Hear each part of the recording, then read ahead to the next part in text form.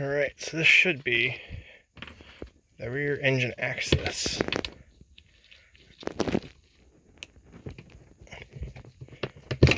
Does not want to come up though. Feel around, make sure I'm feeling screws hidden. Nope, there's one. There's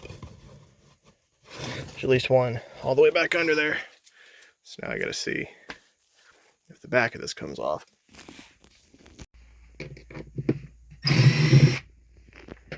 Maybe now it'll open. Nope. Still stuck. Alright, we'll grab a pry bar and we'll pry it up. Alright. Just took a little bit of prying with the screwdriver and we got it up. What's going on back here? Nothing back there. Oh, there's one hidden. Okay, there we go. Set that out of the way and see what we now have access to. Oh, it's not the access panel I thought it was. Which means there's another one. Not that this one's not useful to me, because I do need to disconnect the throttle.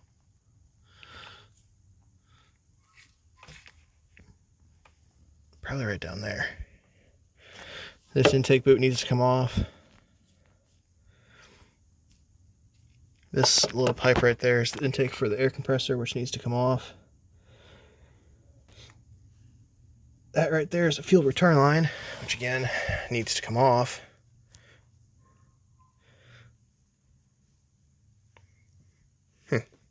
Well, so that is the one that goes over the engine, which means that there's another one that's right down in here somewhere. Probably this giant board right there. So let me pull that one and see if that's the one I'm looking for. There we go. That is the one I was looking for. So that airline right there has to come off.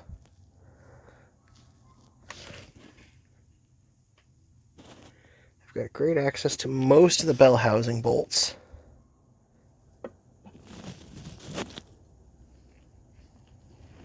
Well, some of you guys are probably yelling at the screen right now. Hey, dumbass. That clevis has been cut and welded. Huh. You're right. I noticed that when I was taking off that coolant line next to it so I could get the pin drove out. So once the pin is drove out, the clutch actually went out further, which means that we were acting against the pressure plate. So as this thing is worn, that is probably what led this clutch to slip and fail. Now the question is, why is that so much shorter than it's supposed to be? And who the hell thought that the fix to it was to weld another chunk of eyelet to it? Because that shouldn't change. This is the factory setup on this bus. This bus is supposed to be an 8V71 with a spicer, so we don't have an engine or transmission that's not supposed to be in here. So now I gotta figure out why someone figured that would be the fix.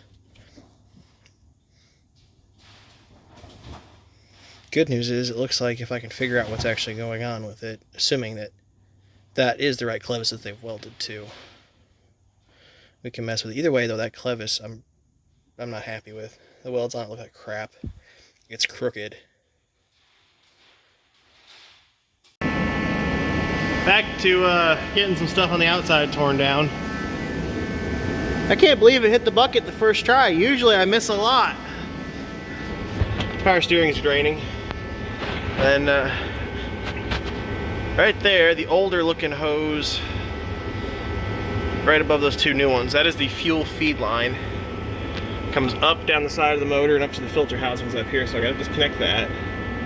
My fuel return, though, is up top. That's got to be gotten from that access panel where I still have to get off the throttle linkage. I think that's it that's left up there. Oh, I gotta disconnect the breathers for the compressor and the engine, the intake boots. Other than that, I've got this airline right here to get off the compressor. But I think everything is disconnected and ready to slide this engine up out of here. I went ahead and got the bus jacked up today, so there are jack stands under the body. Axles are up on wood where the tires are. The weight is on my big stands right now, but I've got that there just so the axle's not hanging. Front end is chalked, but the thing does still have a parking brake set. But it's got a few more things to get off and this engine's ready to start sliding back. All right, so we've got our fuel line disconnected for our return. This is our throttle linkage, which is now disconnected and just sitting in there. I got it pushed off to the side, but it'll come back straight once it's down. Because right now, it's living in the same spot that the throttle wants to live in. So, as you can see, and there, it's disconnected down there. So this is the intake for the air compressor. That's disconnected and free. I've got all these boots loose. I can't move any of these with the engine in place, but to hedge my bets here, I loosened all of them. This part is for sure staying with the bus since it's, you know, riveted to it. The rest of this, somewhere here, it's going to come apart. But I think that is it for things that are connected that can't stay connected.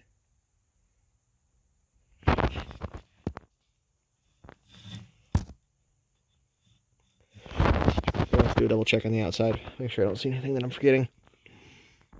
But I think now we're down to bell housing bolts and get a jack under the transmission. Well, I think that's where we're going to call it for the night. As far as I can tell, the only thing left is to get the jack under the trans tomorrow.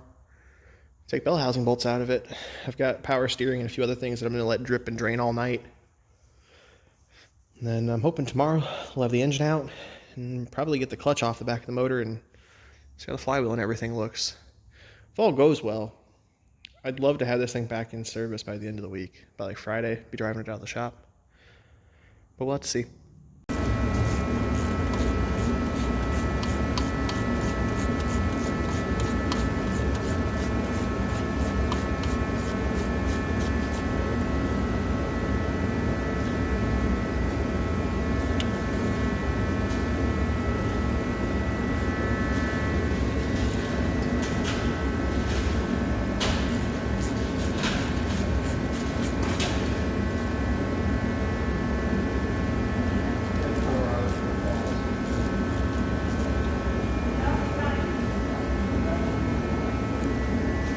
Working on getting the bell housing bolts out from the top right now.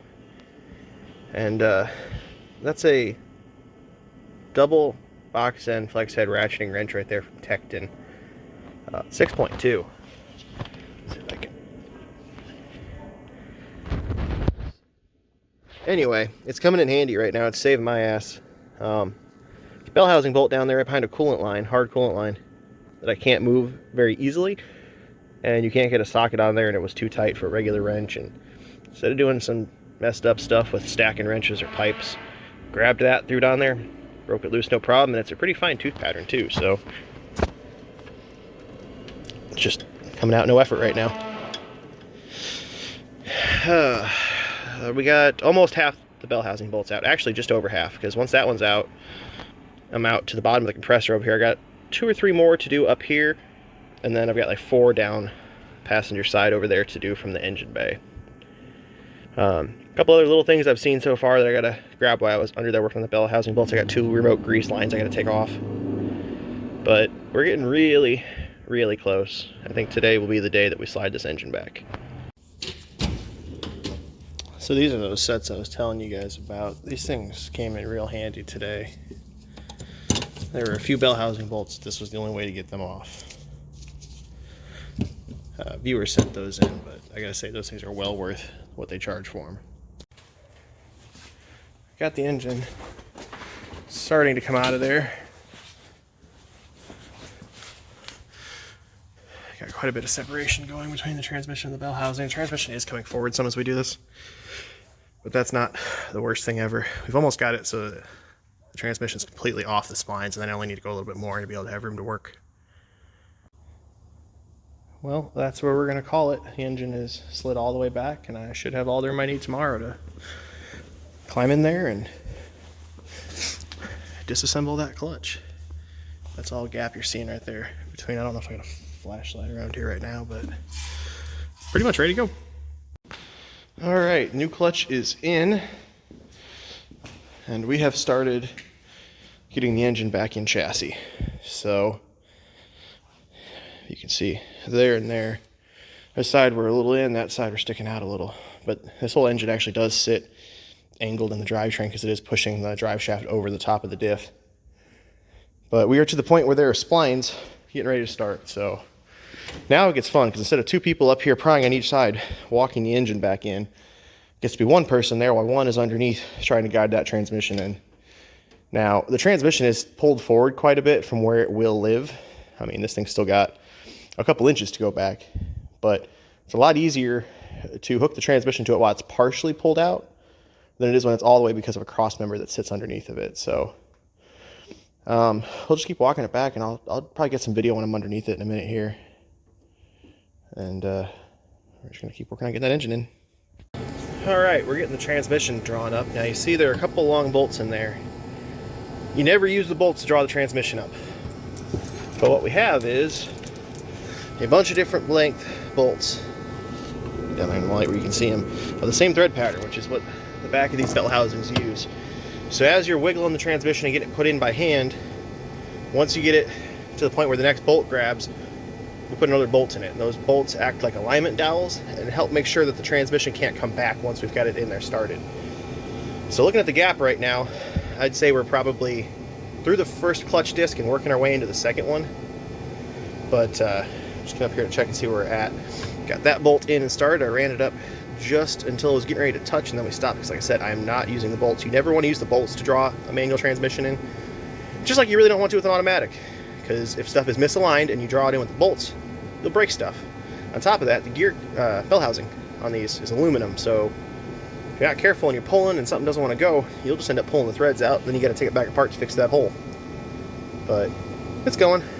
Just takes a little time. I mean, it's a big transmission, it's heavy, it's hard to move, and we're splining through 2 clutches, so we'll get it. Eventually we will get down to the point where, you know, we're using a bolt like that as our alignment tool. By that point it should be ready for the actual bolts. Now the other upside to this is, unlike a regular car which only has 6 or 8 bell housing bolts, I don't know for sure, but I'm guessing this one's got like 20 in it, so we have plenty of room to put alignment ones in there and then start taking them back out and putting our actual bell housing bolts once we've got the transmission fully seated. It's going pretty good though. I mean, we're about 2 hours into it right now, and it's on the 3rd set of bolts, so we only have 2 shorter sets. So I'm just gonna go check and make sure it's looking level all the way around, and I'm gonna crawl back under there and get back to wiggling that thing in there. Only got like 1 bell housing bolt left after this one. Also, the light kind of probably sucks here because this is off my phone's flash, because I forgot to bring a flashlight in here to finish this bolt. Oh, damn it. The wrench fell off. There we go. Well, the engine is slid all the way back in chassis. Got everything started except that coolant hose right there, but that one can be done. The nice thing about MCI is you know when you're all the way in, because these bolts will go into their channel right there on both sides. There's one over here as well. I think I've got everything from the rear engine access reattached already, so it's just engine-based stuff.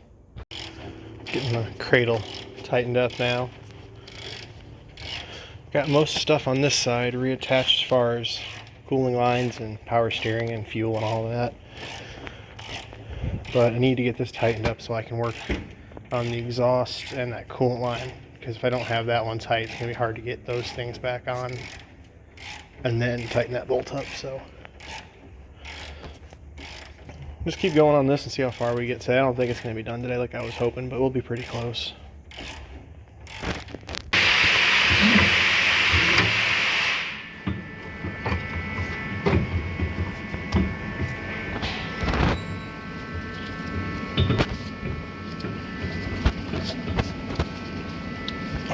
Looks like I gotta loosen that up just a little more on the tensioner, or two-handed, but we're making more progress on reassembly over here. I got the air lines hooked back up to the top of the motor. I gotta get those zip tied in place. Getting ready to get this belt put on here, and we'll get that retensioned up. I figured it'd be a lot easier with no bumper across the back of it, because that's gonna be one of my next steps, is getting the back bumper on. Let's look at the gentleman's boiler hooked back up.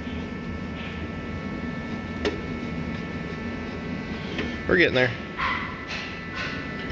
I'm hoping by the end of the day today to be driving this thing out of the shop. And starting to get the braking done, this new clutch. Getting the coolant poured back in this thing.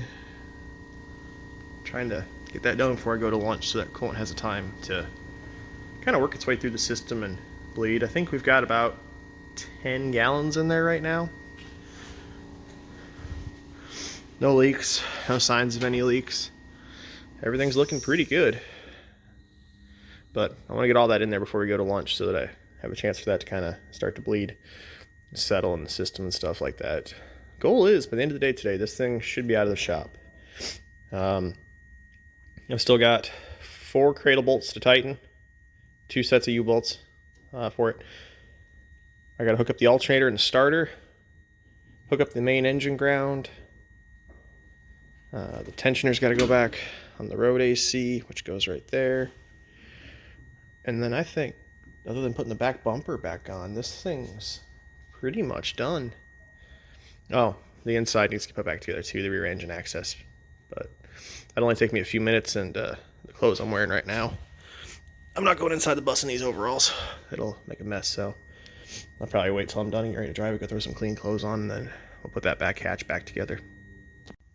Alright, we got this side just about finished up. Alternator is all wired back up. I think all that's left to do over here now is put the exhaust clamp on over there for the downpipe into the muffler. And then I got to put the oil bath back up on that last breather there. Then everything as far as assembly goes should be done on this side of the engine.